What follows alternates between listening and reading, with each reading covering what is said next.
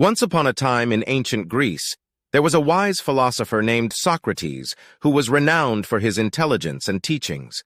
He would often roam the streets, talking with anyone who would listen, sharing his wisdom and insight with the people he met. One day, a young man approached Socrates and asked him how to live a good and meaningful life. Socrates thought for a moment and then replied, "The unexamined life is not worth living." The young man was puzzled by this response and asked Socrates what he meant. Socrates explained that to truly live a good life, one must reflect on their thoughts, actions, and beliefs, and be willing to question them. He gave an example of a man who blindly follows the customs and traditions of his society without ever questioning why things are done a certain way. Such a person, Socrates argued, would never truly know themselves or their place in the world.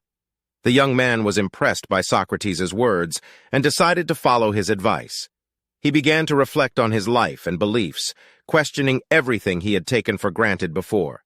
He discovered that many of his beliefs were not his own, but rather ideas that had been imposed on him by others. As he continued to reflect and question, he found that his understanding of the world and his place in it began to change. He felt more confident in his own thoughts and beliefs, and more connected to the world around him. In the end, the young man realized that Socrates was right. The unexamined life is not worth living.